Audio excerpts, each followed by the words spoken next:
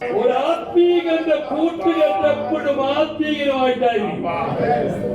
പ്രാർത്ഥിക്കുന്ന ഒരു വിശ്വാസിയുടെ കൂട്ടുകെട്ട് ആത്മീകരോടായിരിക്കും. പ്രാർത്ഥിക്കുന്ന കൂട്ടു സഹോദരങ്ങളുമായിട്ടായിരിക്കും. പ്രാവ് ഒരിക്കലും കാക്കയുടെ കൂട്ടത്തിൽ കൂടിയല്ല കൂടുവോ. നിന്റെ കൂട്ടുകെട്ട് ദൈവസഭയിലെ ചെറുതാണെങ്കിൽ നിന്റെ പോക്ക് അപകടത്തിലേക്കാണ്. 2 ദിനവൃത്താന്ത പുസ്തകം 29-ാം അധ്യായത്തിന്റെ 5-ാം വാക്യം. എന്റെ വാക്ക് കേൾക്കുവിൻ. ഇപ്പോൾ നിങ്ങൾ നിങ്ങളെ തന്നെ ശുദ്ധീകരിച്ച് നിങ്ങളുടെ പിതാക്കന്മാരുടെ ദൈവമായ യഹോവയുടെ ആലയത്തെയും ശുദ്ധീകരിച്ച് വിശുദ്ധ മന്ദിരത്തിൽ നിന്ന് മലിനത നീക്കിക്കളയുകയും അതിന്റെ 15-ാം വാക്യം. തങ്ങളുടെ സഹോദരന്മാരെ ഒന്നിച്ചു കൂട്ടി തങ്ങളെ തന്നെ വിശുദ്ധീകരിച്ച് യഹോവയുടെ വചനപ്രകാരം രാജാവിന്റെ കൽപ്പന അനുസരിച്ച് യഹോവയുടെ ആലയത്തെ വെടിപ്പാക്കുവാൻ വന്നു. പഴയ നിയമത്തിന്റെ ചരിത്രം കണ്ടിട്ടുള്ളതിലേക്കും ഏറ്റവും വലിയ നവീകരണ പ്രവർത്തനങ്ങൾ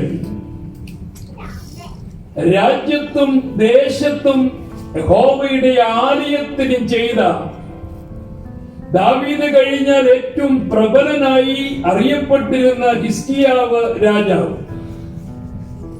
ഹിസ്കിയ രാജാവ് ഭരണകാലം തുടക്കത്തിൽ തന്നെ യഹോവയ്ക്ക് പ്രസാദമുള്ളത് ചെയ്തു. ദൈവത്തിന്റെ ആലയത്തിന്റെ വാതിലുകൾ ദീർഘകാലം ആരാധനയില്ലാതെ അടഞ്ഞുപോയിരുന്നു. ആലയത്തിന്റെ അടഞ്ഞുപോയ വാതിലുകളെ തുറന്നു. അതിന്റെ അറ്റകുറ്റപ്പണികളെല്ലാം തീർത്തു. സ്തോത്രം. എന്നിട്ട് ലേവ്യരെ വിളിച്ചു. ലേവ്യരോട് പറഞ്ഞു, നിങ്ങൾ നിങ്ങളെ തന്നെ ശുദ്ധീകരിക്കണം. യഹോവയുടെ ആലയത്തെയും നിങ്ങൾ ശുദ്ധീകരിക്കണം. ആലയത്തിന്റെ അകത്തെ മലിനതകൾ നിങ്ങൾ പുറത്തു കൊണ്ടുവരണം. 15-ാം വാക്യത്തിൽ ഇങ്ങനെ നാം വായിച്ചു, സഹോദരന്മാരെ എല്ലാവരെയും ഒരുമിച്ച് കൂട്ടി.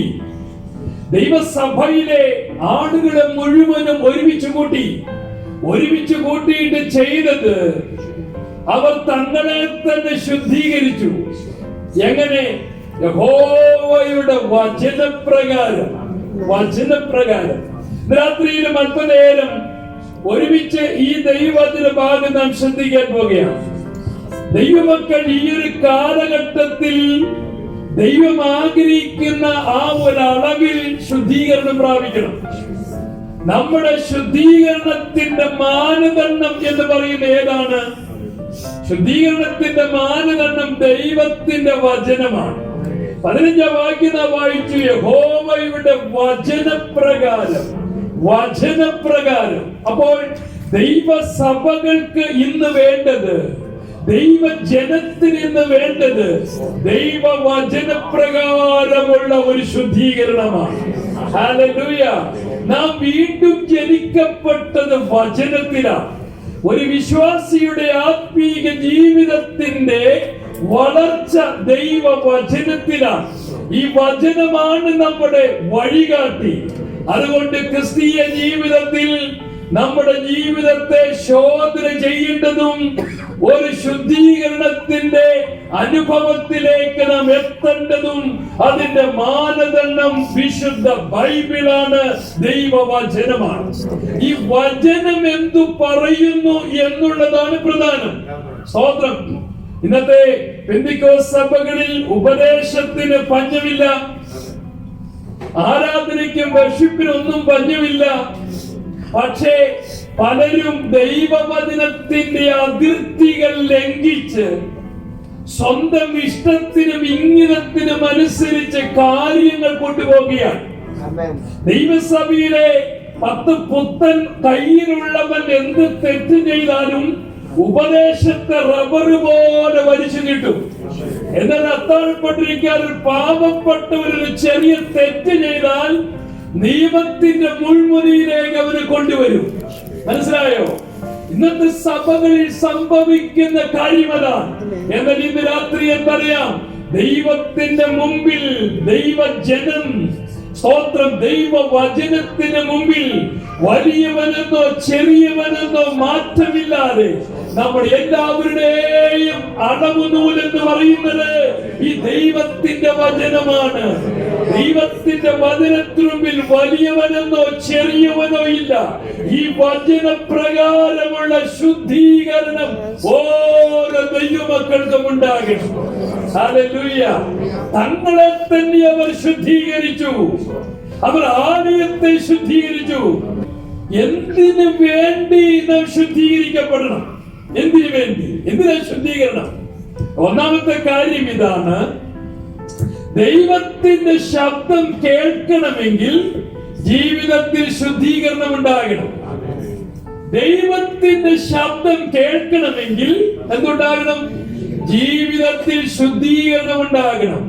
വിശ്വാസ ജീവിതത്തിലേക്ക് ഇറങ്ങിയ നാളുകളിൽ നമ്മിൽ പലരും ദൈവത്തിന്റെ ശബ്ദം കേട്ടിറങ്ങിയതാണ്. സ്തോത്രം. ജീവിതത്തിൽ എപ്പോഴെങ്കിലും ഒക്കെ ദൈവശബ്ദം കേട്ടിട്ടുള്ളവരല്ലേ ആരാധന വന്നിരിക്കുന്ന ദൈവമക്കൾ. ജീവിതത്തിന്റെ പ്രതികൂല സാഹചര്യങ്ങളിൽ നമ്മിൽ പലരും ദൈവശബ്ദം കേട്ടവരാണ്. സ്തോത്രം. കടുത്ത സമുദായത്തിന്റെ ആചാര അനുഷ്ഠാനങ്ങളിൽ നിന്ന് നാം പുറത്തു വന്നത് ലോകത്തിൽ മറ്റൊന്നും കണ്ടതുകൊണ്ടല്ല, നമ്മുടെ കർത്താവിന്റെ ശബ്ദം കേട്ടതുകൊണ്ടാണ്. ഹല്ലേലൂയ. കർത്തദാസരുടെ സാക്ഷി പറഞ്ഞപ്പോൾ ഓർപ്പിച്ചില്ലേ, ശാപഗ്രസ്തമായ ഒരു ജാതീയ കെട്ടുപാടിന്റെ മധ്യത്തിൽ നിന്ന് പുറത്തേക്ക് വരുവാൻ കാരണം എന്താണ്? ഏക സത്യ ദൈവത്തിന്റെ ശബ്ദം കേട്ടതുകൊണ്ടാണ്. ഈ രാത്രി എന്തറിയാം, ദൈവം വിളിച്ചിട്ടില്ലാത്ത ആരും ദൈവസഭയിൽ വന്നിട്ടില്ല.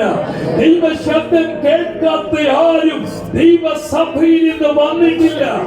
ഒരിക്കൽ അല്ലെങ്കിൽ മറ്റൊരിക്കൽ ദൈവത്തിന്റെ ശബ്ദം കേട്ടവരാണ് ദൈവമക്കൾ. ഹല്ലേലൂയ. എന്നാൽ അനുദിന ജീവിതത്തിൽ പലപ്പോഴും ദൈവ ശബ്ദം നമുക്ക് കേൾക്കാൻ കഴിയുന്നില്ല. രാത്രി നിങ്ങളുടെ പരമാർത്ഥ മനസ്സിന് നേരെ വിരൽ ചൂണ്ടി ഞാൻ ചോദിക്കട്ടെ, അന്നൊരിക്കൽ കേട്ട ദൈവ ശബ്ദം ഇന്ന് നിന്റെ കാതുകളിൽ നീ കേൾക്കുന്നുണ്ടോ? നീ ദൈവശബ്ദം കേട്ടിട്ട് കാലമെത്രയായി? ഒരു പ്രതികൂലത്തിന് മധ്യത്തിൽ, ഒരു പ്രശ്നത്തിന് മധ്യത്തിൽ ജീവിതത്തിന്റെ എല്ലാ വഴികളും അടഞ്ഞെന്ന് തോന്നിയപ്പോൾ ദൈവസന്നിധിയിൽ നീ മുട്ടുകുത്തി പ്രാർത്ഥിച്ചപ്പോൾ പ്രാർത്ഥന പായിൽ നീ തന്നെ ദൈവശബ്ദം കേട്ട ദൈവമക്കൾ ഈ രാത്രി യോഗത്തിൽ വന്നിരിക്കുന്നുണ്ട്. പരിശുദ്ധാത്മാവ് ഇന്ന് രാത്രി നിങ്ങളോടാണ് ദൂത് പറഞ്ഞുകൊണ്ടിരിക്കുന്നത്. ചിന്തകളിൽ നീ കേട്ട ദൈവശബ്ദം, കഴിഞ്ഞ കാലങ്ങളിൽ നീ കേട്ട ദൈവശബ്ദം, ദൈവശബ്ദം നിന്റെ കാതുകളിൽ ഇന്ന് കേട്ടിട്ട് കാലമെത്രയായി? നീ ഇന്ന് പ്രാർത്ഥനാ മുറിയിൽ ദൈവശബ്ദം കേൾക്കുന്നുണ്ടോ? ഹല്ലേലൂയ. ദൈവത്തിന്റെ ശബ്ദം മരങ്ങളെ തോലിരിക്കുന്നതാണ്. ദൈവത്തിന്റെ ശബ്ദം പേടകളെ പ്രസവിക്കുമാറാക്കുന്നതാണ്. ദൈവത്തിന്റെ ശബ്ദം കാദേശം അരുവിനെ നടുക്കുന്നതാണ്. ദൈവത്തിന്റെ ശബ്ദം മഹിമയോടെ മുഴങ്ങുന്നതാണ്. ആ ദൈവ ശബ്ദമാണ് ദൈവമക്കൾ കേൾക്കേണ്ടത്. ഇസ്രായേൽ ജനം സീനായുടെ താഴ്വരയിൽ വന്ന് നിൽക്കുക. ജനത്തിന് വേണ്ടിയുള്ള പ്രമാണം വാങ്ങുവാൻ വേണ്ടി മോശ സീനായി കൊടുമുടിയുടെ മുകളിലേക്ക് കയറി. അവിടെ നിന്ന് ദൈവത്തിന്റെ കൈവിരലുകൾ കൊണ്ട് എഴുതിയ പ്രമാണവും കയ്യിൽ പിടിച്ച് മോശ താഴേക്ക് വരികയാണ്. താഴേക്ക് വരുമ്പോൾ ജനം കെട്ടഴിഞ്ഞ് നടക്കുക. ദൈവം മോശയോട് താഴ്വരയിൽ ചെന്ന് സംസാരിക്കേണ്ട കാര്യങ്ങൾ മുന്നമേ ദൈവം പറഞ്ഞു. സ്വന്തം സീനായി പർവ്വതത്തിലേക്ക് പോകുന്നതിന് മുമ്പേ ദൈവം പറഞ്ഞു, ഈ ജനത്തെ നന്നായിട്ട് നീ ശുദ്ധീകരിക്കണം. കാരണം നീ എന്റെ സന്നിധിയിലേക്ക് വരാൻ പോകുകയാണ്. നിനക്ക് എന്നോട് സംസാരിക്കണമെങ്കിൽ, അല്ല എനിക്ക് നിന്നോട് സംസാരിക്കണമെങ്കിൽ നീ നിന്നെ തന്നെ ശുദ്ധീകരിക്കണം. ഞാൻ ഈ ജനത്തോട് സംസാരിക്കണമെങ്കിൽ ജനത്തിന്റെ ഇടയിൽ ശുദ്ധീകരണം ഉണ്ടാകണം. ഹല്ലേലൂയ. ഇന്ന് രാത്രിയിലും ഈ ആരാധനയിൽ ദൈവം നിന്നോട് സംസാരിക്കണമെങ്കിൽ നിന്റെ ഹൃദയത്തിന്റെ ആഴത്തിൽ ശുദ്ധീകരണം ഉണ്ടാകണം. ഒരു മനുഷ്യന്റെ പുറമേ നിന്ന് അകത്തേക്ക് വരുന്നതല്ല അവനെ അശുദ്ധമാക്കുന്നത്. അവന്റെ അകത്ത് നിന്ന് വായിൽ നിന്ന് പുറത്തേക്ക് വീഴുന്നതാണ് അവനെ അശുദ്ധനാക്കുന്നത്. അതുകൊണ്ട് ദൈവത്തിന്റെ മന്ദിരമായ ഈ ആലയത്തിന്റെ അകത്തെ വിശുദ്ധീകരിക്കണം. ഇതിനു വേണ്ടി ദൈവ ശബ്ദം കേൾക്കാൻ വേണ്ടി. ഹല്ലേലൂയ. പുറപ്പാട് പുസ്തകം 19-ാം അധ്യായം, എക്സോഡസ് ചാപ്റ്റർ 19 verse 10. 10-ാം വാക്യം വേഗത്തിൽ വായിക്കാം. 19 യഹോവ പിന്നെയും മോശെയോട് കൽപ്പിച്ചത്, ജനത്തിന്റെ അടുക്കൽ ചെന്ന് ഇന്നും നാളെയും അവരെ ശുദ്ധീകരിക്കുക. അവർ വസ്ത്രം അലക്കി മതി. ഇന്നും നാളെയും നീ ജനത്തെ ശുദ്ധീകരിക്കുക. ശുദ്ധീകരിക്കുക എന്ന് പറഞ്ഞപ്പോൾ ജനം അവരുടെ വസ്ത്രങ്ങൾ അലക്കി, അശുദ്ധിയുള്ള വസ്ത്രങ്ങൾ മാറ്റി. എന്ന് വെച്ചാൽ പുറമേയും അവർ ശുദ്ധീകരിച്ചു, അകവും ശുദ്ധീകരിച്ചു. യഹോവ മോശെയോട് പറഞ്ഞു, നീ ജനത്തിന്റെ ഇടയിൽ ചെന്ന് പറയണം, ഇന്നും നാളെയും നിങ്ങൾ നിങ്ങളെ തന്നെ ശുദ്ധീകരിക്കണം. ഈ രാത്രി ആരാധന വന്ന ദൈവമക്കളോട് ഞാൻ പറയാം, ദൈവത്തിന്റെ പരിശുദ്ധാത്മാവ് ഈ ആരാധനയിൽ വന്നിരിക്കുന്ന ഓരോ വ്യക്തികളോടും പറയുന്നു, ഈ ആരാധനയിൽ നീ നിന്നെ തന്നെ ശുദ്ധീകരിക്കണം. നിന്നെ തന്നെ ശുദ്ധീകരിക്കണം. പാപത്താൽ കളങ്കം പിടിച്ചുപോയ, പാപത്തിന്റെ കള പിടിച്ചുപോയ ജീവിത വസ്ത്രം നീ കഴുകി വിശുദ്ധീകരിക്കണം. മനസ്സിലായോ? നാം ശുദ്ധീകരണം പ്രാപിക്കേണ്ടത് ഉടുപ്പ് കഴുകി പശയിട്ട് തേച്ചോ അല്ലെങ്കിൽ ചൂരിദാർ നന്നായി കഴുകി വെളുപ്പിച്ച് തേച്ച് ഇടുകയോ അങ്ങനെയുള്ള ശുദ്ധീകരണമല്ല. നമ്മുടെ ജീവിതം ഒരു വസ്ത്രമാണ്. സർവീസ് സഭയോട് ദൂത് പറയുമ്പോൾ യേശു കർത്താവ് പറഞ്ഞൊരു ദൂതുണ്ട്, എങ്കിലും ഉടുപ്പും മലിനമാകാത്ത കുറെ പേർ സർവീസിൽ എനിക്കുണ്ട്. Exodus chapter 19 verse 14. ജനത്തിന്റെ അടുക്കൽ ഇറങ്ങിച്ചെന്ന് ജനത്തെ ശുദ്ധീകരിച്ചു. മോശെ ദൈവം പറഞ്ഞതനുസരിച്ച് ജനത്തെ ശുദ്ധീകരിച്ചു. ഇനി അതിന്റെ 18 മുതൽ യഹോവ തീയിൽ സീനായി പർവ്വതത്തിൽ ഇറങ്ങുകയാൽ അത് മുഴുവനും പുക കൊണ്ട് മൂടി. അതിന്റെ പുക തീച്ചൂളയിലെ പുക പോലെ പൊങ്ങി പർവ്വതമൊക്കെ ഏറ്റവും കുലുങ്ങി. താങ്കളതൊരു ദീർഘമായി ഉറച്ചുറച്ചു വന്നപ്പോൾ മോശെ സംസാരിച്ചു. ദൈവം ഉച്ചത്തിൽ അവനോട് ഉത്തരമരളി. ദൈവം ഉച്ചത്തിൽ അവനോട് സംസാരിച്ചു. എപ്പോഴാണ് സംസാരിച്ചത്? ജനത്തിന്റെ മധ്യത്തിൽ. ഒന്ന് പറഞ്ഞേ, ശുദ്ധീകരണം ഉണ്ടായപ്പോൾ, ശുദ്ധീകരണം ഉണ്ടായപ്പോൾ ദൈവം ഉറക്ക ജനത്തോട് സംസാരിക്കാൻ തുടങ്ങിയ. ഈ രാത്രിയിൽ ഞാൻ പറയാം, സഭയ്ക്കകത്ത് ശുദ്ധീകരണം ഉണ്ടായെങ്കിൽ മാത്രമേ ദൈവത്തിന് നിന്നോട് സംസാരിക്കാൻ പറ്റുകയുള്ളൂ. നിന്റെ ഹൃദയത്തിന്റെ ആഴത്തിൽ ശുദ്ധീകരണം ഉണ്ടായാലേ ദൈവത്തിന് നിന്നോട് സംസാരിക്കാൻ കഴിയുള്ളൂ. ഹല്ലേലൂയ. ജനത്തിന്റെ മധ്യത്തിൽ ശുദ്ധീകരണം ഉണ്ടായപ്പോൾ ദൈവം ഉറക്കെ സംസാരിക്കാൻ തുടങ്ങി. രാത്രി ദൈവത്തോട് പറഞ്ഞ, കർത്താവേ, ഈ ആരാധന ആശീർവാദം പറയുന്നതിന് മുൻപായി അങ്ങ് എന്നോട് സംസാരിക്കണമേ. 22 വാക്യം.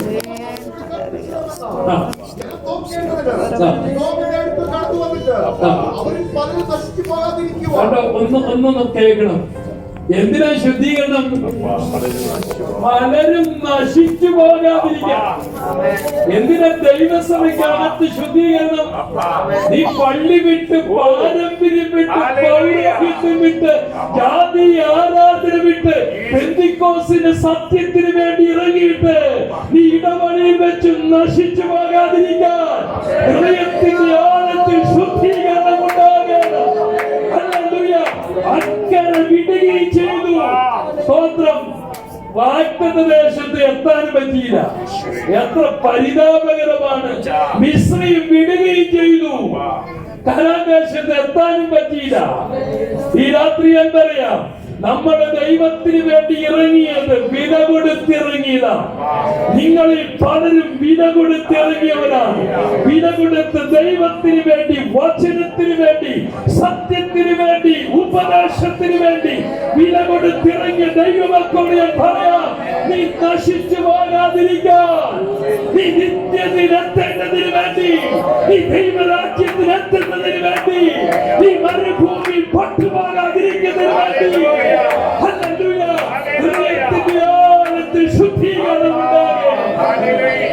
ഹല്ലേലൂയ. 21, 22 വായിച്ചു വേഗത്തിൽ. യഹോവ മോശെയോട് കൽപ്പിച്ചതെന്തെന്നാൽ, ജനം നോക്കേണ്ടതിന് യഹോവയുടെ അടുക്കൽ കടന്നു വന്നിട്ട് അവരിൽ പലരും നശിച്ചു പോകാതിരിക്കുവാൻ നീ ഇറങ്ങിച്ചെന്ന് അവരോട് അമർച്ചയായി കൽപ്പിക്കുക. എങ്ങനെ പറയണം ജനത്തോട്? എങ്ങനെ പറയണം എന്ന് പറഞ്ഞേ? സ്ട്രിക്റ്റ് ആയിട്ട് പറയണം, സ്ട്രിക്റ്റ് ആയിട്ട് പറയണം. അനേകം ദൈവദാസന്മാർ പ്രസംഗിച്ച് കഴിയുമ്പോൾ ഞാൻ കുറ്റം പറയല്ലോ കേട്ടോ.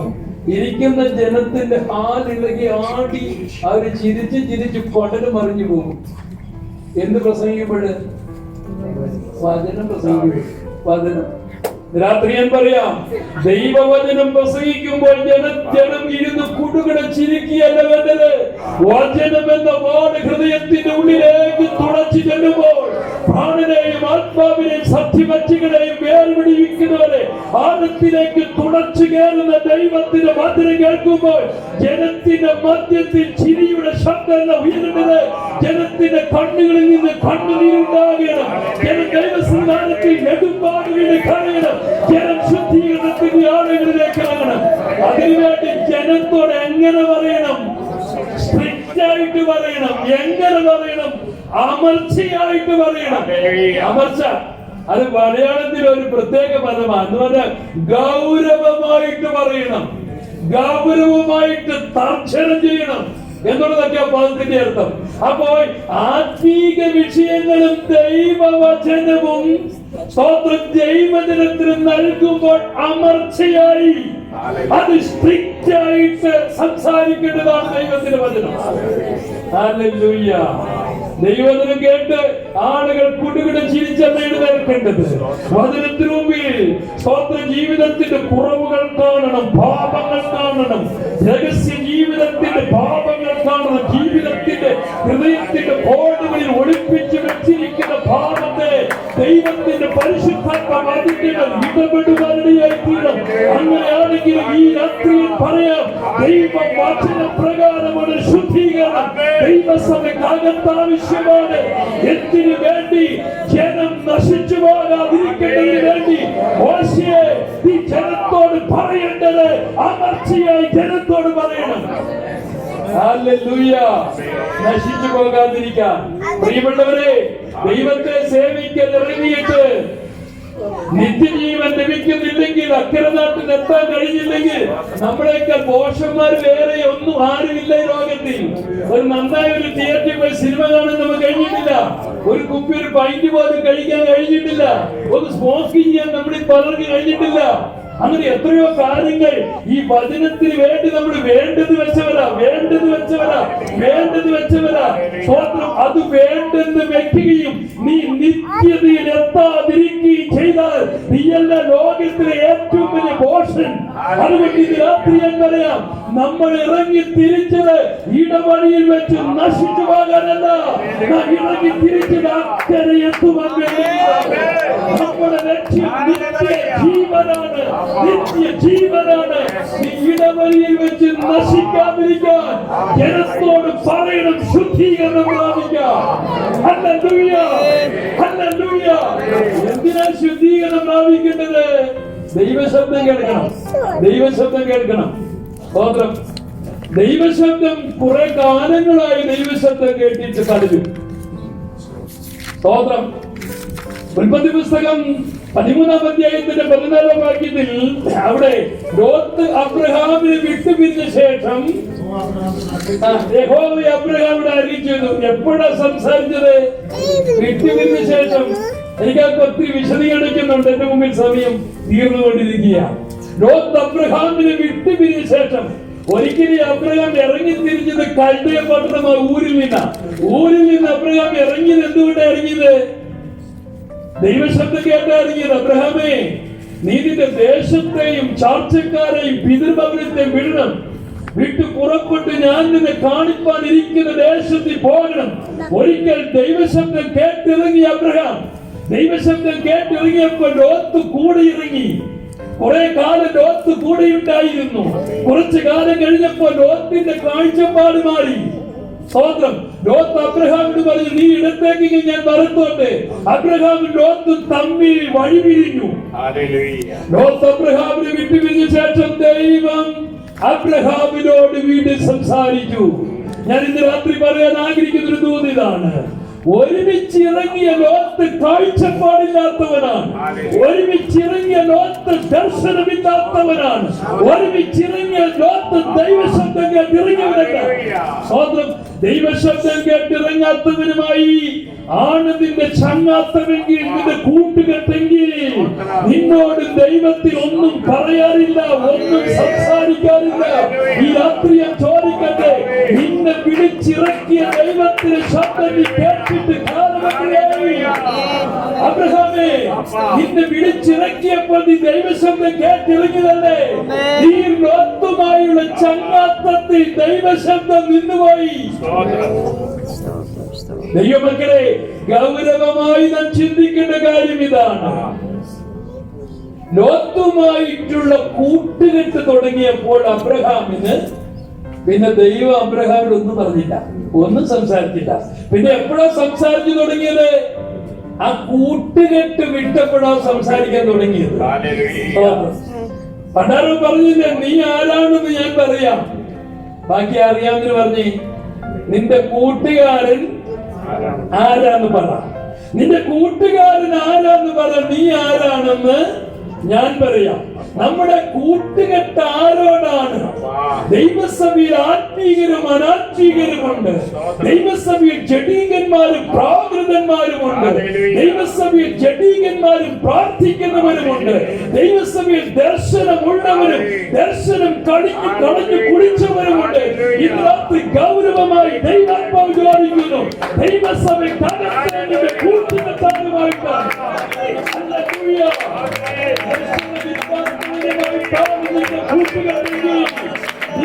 അപകടത്തിലേക്ക് പോയിക്കൊണ്ടിരിക്കുക. ദൈവശബ്ദം കേൾക്കാത്തവരുമായിട്ടാണ് നിന്റെ കൂട്ടുകെട്ടെങ്കിൽ നീ അധികകാലം ദൈവസഭയ്ക്കായിട്ട് മുൻപോട്ട് പോകുന്ന ഒരു ആത്മീകന്റെ കൂട്ടുകെട്ട് എപ്പോഴും ആത്മീകരമായിട്ടായിരിക്കും.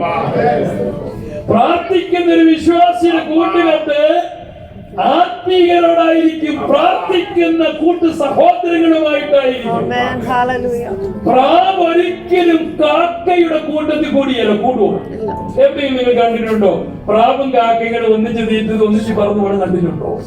കാക്കയുടെ കൂടെ പ്രാവ് കൂടില്ല, പ്രാവിന്റെ കൂടെ കാക്ക കൂടിയല്ല. വർഗ സ്വഭാവം രണ്ടിന്റെ സ്തോത്രം. ആടിന്റെ കൂടെ പന്നി കൂടിയല്ല, പന്നിയുടെ കൂട്ടത്തിൽ ആടും കൂടിയല്ല. ആടെപ്പോഴും ആടിന്റെ കൂട്ടത്തിലെ കൂടൂ, ആട് ആട്ടിൻ കൂട്ടത്തിലെ കൂടൂ. ഒരു പന്നിയെ കുടിപ്പിച്ച് യുവയുടെ നല്ല വില പിടിച്ചുള്ള സ്പ്രേ അടിച്ചു വിട്ടാലും പന്നി എങ്ങോട്ട് പോകുള്ളൂ? ചെടിയിലേക്ക് പോകുള്ളൂ.